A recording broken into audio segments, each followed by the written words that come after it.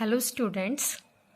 आज हम class 9th का चैप्टर मोशन जो फिजिक्स के टॉपिक पर आता है उसका नेक्स्ट टॉपिक डिस्कस करने वाले हैं, जिसका नाम है ग्राफिकल रिप्रेजेंटेशन ऑफ मोशन। तो जो ग्राफिकल रिप्रेजेंटेशन ऑफ मोशन है, इसमें हम दो ग्राफ डिस्कस करेंगे, distance time graph, speed time graph या वेलोसिटी टाइम ग्राफ। ओके, तो जो प्रीवियस वीडियो में थी हमने इक्वेशन ऑफ मोशन डिस्कस किया था, उसके बेस्ड पे न्यूमेरिकल किए थे। तो जो इक्वेशन ऑफ मोशन थी हमारी थ्री इक्वेशन ऑफ मोशन थी v equal to u plus a t, s is equal to u t plus half a t square, v square minus u square equal to 2as। तो three इन equations के बारे में हमने discuss किया था। जो आज हम डिस्कस करने वाले हैं वो है डिस्टेंस टाइम ग्राफ। तो फर्स्ट हम जो डिस्कस करेंगे डिस्टेंस टाइम ग्राफ। ओके, तो स्टार्ट करें डिस्टेंस टाइम ग्राफ। तो फर्स्ट जो हम डिस्कस करेंगे when body is at rest, second हम करेंगे यूनिफॉर्म मोशन का, थर्ड करेंगे नॉन यूनिफॉर्म मोशन का। तो फर्स्ट जो हम करने वाले हैं, कोई बॉडी जो है वो रेस्ट पोजीशन पे है। तो इस ग्राफ में आप एक पॉइंट नोट करना कि जो डिस्टेंस होगा वो वाई एक्सिस पे होना चाहिए और जो टाइम है हमारा एक्स एक्सिस पे होना चाहिए। ठीक है, डिस्टेंस या पोजीशन आप ले सकते हो। ओके स्टूडेंट, तो यहाँ जो एक बात आपको दिख रही होगी कि वाई एक्सिस पर यहाँ ये रेस्ट पर है, ये बॉडी क्या है, रेस्ट पे है, इसकी पोजीशन चेंज नहीं हो रही, लेकिन टाइम क्या हो रहा है आपका, चेंज हो रहा है। टाइम क्या हो रहा है, चेंज। आप ये कहोगे नहीं मैम ये तो ऐसे मूव कर रहा है, ये तो बॉडी इसकी पोजीशन चेंज हो रही है। नो बेटा, ये जो एक्सिस है, ये जो लाइन है हमारी स्ट्रेट लाइन, ये किसके एक्सिस, किसके पैरेलल है, टाइम एक्सिस के पैरेलल है। तो यहाँ टाइम का क्या हो रहा है, वेरिएशन हो रहा है, टाइम चेंज हो रहा है, बट ये बॉडी हमारी रेस्ट पे है। जैसे एग्जांपल था, किसी गार्डन में कोई स्टूडेंट बैठा है बेंच पर, ठीक है, तो वो 10 बजे बैठा, वो स्टूडेंट बेंच पर, आपने देखा 10:30 हो गए तो भी बैठा है, 11 बज गए तो भी बैठा है, 11:30 हो गए तो भी बैठा है। तो यहाँ टाइम तो चेंज हो रहा है, बट इसकी जो पोजीशन है वो चेंज नहीं हो रही। वो बॉडी, वो स्टूडेंट वहीं का वहीं है। तो आप क्या कहोगे कि वो कहाँ, वो किस पोजीशन पर है, वो रेस्ट पर है, उसकी पोजीशन चेंज नहीं हो रही, वो बॉडी रेस्ट पर, तो वो स्टूडेंट रेस्ट पर है। तो इसी तरीके से कि ये जो है वाई एक्सिस पे है, जो है ये हमारा टाइम तो चेंज हो रहा है, बट ये क्या है, रेस्ट पर है। यदि वाई एक्सिस के अलोंग हमारे ऐसे होता है ना, वाई एक्सिस के अलोंग, तो आप कह सकते हो कि वाई एक्सिस पे हमारा जो बॉडी की जो पोजीशन है वो चेंज हो रही है। ओके, उस बॉडी में वेरिएशन हो रहा है, उसकी पोजीशन में वेरिएशन हो रहा है। लेकिन यहाँ जो आप देख रहे हैं वो बॉडी क्या है, रेस्ट पे है, बट टाइम क्या हो रहा है, उसका चेंज हो रहा है। क्यों? क्योंकि ये टाइम एक्सिस के पैरेलल है, ये स्ट्रेट लाइन टाइम एक्सिस के पैरेलल है। तो जो डिस्टेंस टाइम ग्राफ, जब बॉडी हमारी रेस्ट पर होगी तब ग्राफ कैसा बनेगा, straight line graph. Okay, next हम डिस्कस करेंगे जब कोई बॉडी यूनिफॉर्म मोशन पर होगी। ओके, नेक्स्ट करेंगे यूनिफॉर्म मोशन। तो यूनिफॉर्म मोशन हमें पता है क्या होता है, जब भी कोई ऑब्जेक्ट इक्वल डिस्टेंस ट्रेवल करता है equal interval of time. Okay, when A object cover equal distance in equal interval of time, तो हम कहते हैं वो यूनिफॉर्म मोशन होता है हमारा। तो यहाँ से इस ग्राफ से, जो फर्स्ट ग्राफ है हमारा यहाँ पे, इसमें तो आप यहाँ क्या देख रहे हैं कि ओरिजिन से यदि कोई बॉडी है वो मूव होना स्टार्ट करती है, यूनिफॉर्मली मूव होती है, तो यहाँ से देखिए जो बॉडी है वो हमारी कैसे है, कैसे मूव हो रही है, कैसे मूव हो रही है बेटा, वो यूनिफॉर्म स्पीड से मूव हो रही है। ओके, मतलब ऐसे नहीं है कि कभी ऊपर कभी नीचे कभी ऊपर, नो, वो हमारी यूनिफॉर्मली स्पीड, यूनिफॉर्मली क्या कर रही है, मूव कर रही है, मतलब equal distance equal interval of time में कर रही है, यूनिफॉर्म तरीके से आगे बढ़ रहा है। ठीक है, ओके, तो यहाँ से आपको पता लग गया कि जो भी ऑब्जेक्ट है वो ओरिजिन से स्टार्ट होता है, यूनिफॉर्म तरीके से आगे मूव करता है, मतलब मान लीजिए एक पॉइंट तक कर रहा है।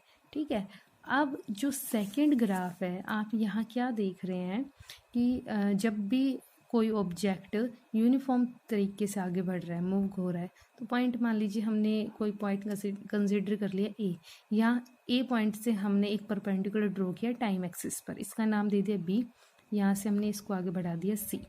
तो यहाँ आप क्या देख रहे हैं कि इतने टाइम में उस बॉडी की जो पोजीशन चेंज हुई वो कितनी है, ए बी। मीन्स उसने कितना डिस्टेंस ट्रेवल किया, ए बी। बात आ गई समझ में कि जो ए बी है वो कितना रिप्रेजेंट कर रहा है, ए बी किसको रिप्रेजेंट कर रहा है, जो बॉडी है वो कितना डिस्टेंस ट्रेवल कर रही है और कितने टाइम में कर रही है। तो यहाँ हमें स्पीड का पता होता है, स्पीड का फॉर्मूला क्या होता है, डिस्टेंस अपॉन में टाइम होता है ना। तो हमें पता है कि उस बॉडी ने डिस्टेंस कितना ट्रेवल किया है, ए बी, और उस डिस्टेंस को ट्रेवल करने में कितना टाइम लगा, ओ बी। तो ए बी बटे में ओ बी आ गया। तो यहाँ देखिए, आप ये भी कह सकते हैं कि इतने टाइम इंटरवल में उतने कितना डिस्टेंस ट्रेवल किया, ओ सी।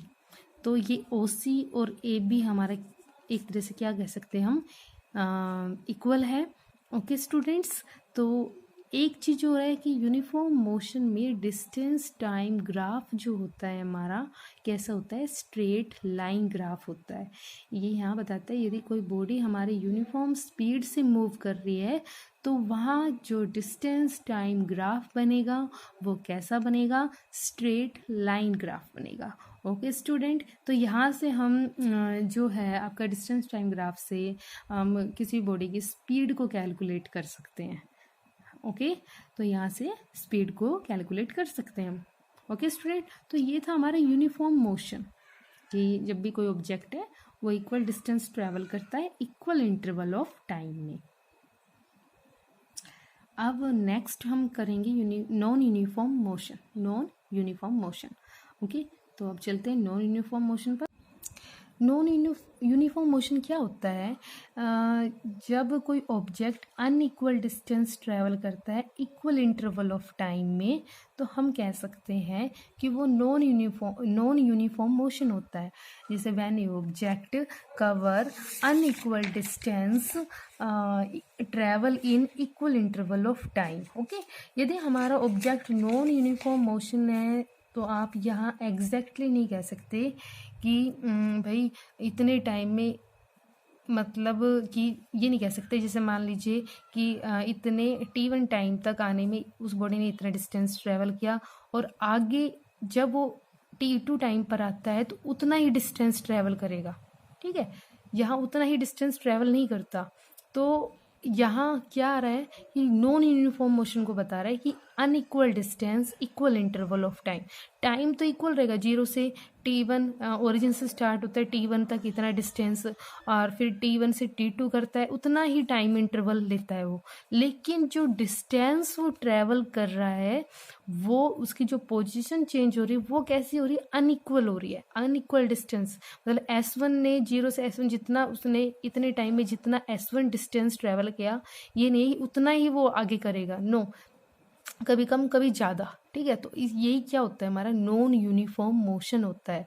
और यदि हम किसी भी कर्व लाइन की बात करते हैं, किसी भी कर्व बॉडी की बात करते हैं, तो यहाँ हम टेंजेंट ड्रॉ करते हैं। ठीक है, जैसे मैंने यहाँ किया कि इस पॉइंट के अलोंग क्या कर दिया, एक टेंजेंट ड्रॉ किया, तो यहाँ जो T1 है ना, या S1 की कोरस्पॉन्डिंग है, T2 किसके कोरस्पॉन्डिंग है, S2 की कोरस्पॉन्डिंग। तो यहाँ से हम स्पीड, मतलब ये पॉइंट हमने T1, यहाँ ना इस पॉइंट के बारे में टाइम और डिस्टेंस पोजीशन पता लगाया जा सकता है कि इतने टाइम पे इसकी क्या पोजीशन थी, इतने टाइम पर इसकी क्या पोजीशन थी।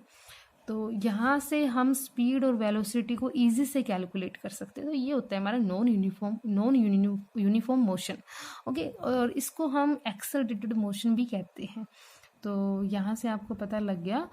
तो यदि कोई बॉडी है नॉन यूनिफॉर्म की स्पीड से मूव कर रही है, तो यदि कोई बॉडी नॉन यूनिफॉर्म स्पीड से मूव करती है तो उसको हम एक्सेलरेटेड मोशन भी कहते हैं। ओके, तो एक बात हो रहा है, आप यदि डिफरेंस करना चाहते हैं uniform motion non uniform motion के बारे में, तो यूनिफॉर्म जो मोशन होता है, यदि मैं बोलूं कि आपको यदि किसी कार की वेलोसिटी अटेन करनी है या मतलब कांस्टेंट रखनी है, तो आप क्या करते हैं, अपनी कार की जो स्पीड है उसको क्या कर देते हैं, फिक्स कर देते हैं किसी टाइम पर। उसको मान लीजिए मैंने 30 की स्पीड से उसको फिक्स कर दिया कि भाई इतनी ही स्पीड से वो कार आगे मूव करेगी।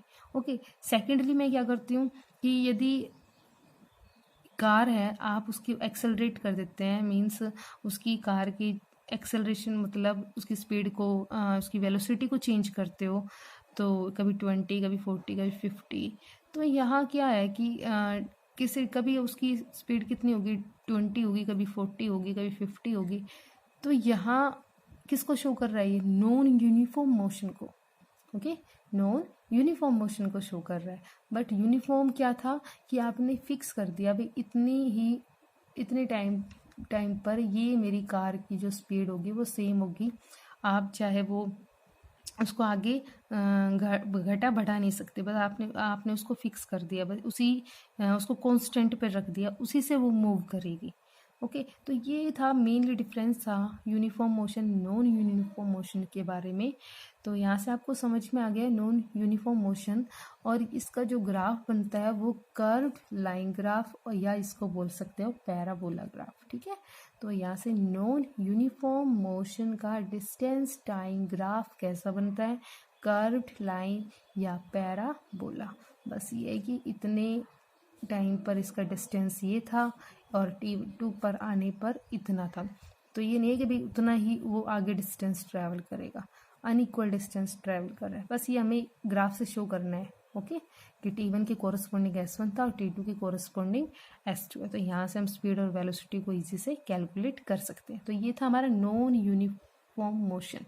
ओके स्टूडेंट्स, यहाँ पे आपको समझ में आ गया कि भाई ये जो डिस्टेंस टाइम ग्राफ है हमारा, इसमें हमने 3 चीज़ें डिस्कस करी है। रेस्ट, यदि कोई बॉडी रेस्ट पे होती है। सेकंड हमने डिस्कस किया इसका सेकंड डिस्कस किया uniform. Third non uniform motion. फिर इसके बाद हम जो डिस्कस करने वाले हैं नेक्स्ट लेक्चर वीडियो में, वो है उस टॉपिक का जो नेक्स्ट हमने स्पीड टाइम ग्राफ या वेलोसिटी टाइम ग्राफ देखेंगे। हमने यहाँ डिस्टेंस टाइम ग्राफ के बारे में डिस्कस किया है। नेक्स्ट लेक्चर वीडियो में स्पीड या वेलोसिटी टाइम ग्राफ को हम डिस्कस करेंगे अच्छे से। आई होप आपको समझ में आ गया होगा। आप इसको अच्छे से देखिए, और आगे इसको न्यूमेरिकल करने में भी इजी पड़ जाता है कि भाई आप और मतलब हार्ड न्यूमेरिकल करते हैं तो। Okay students,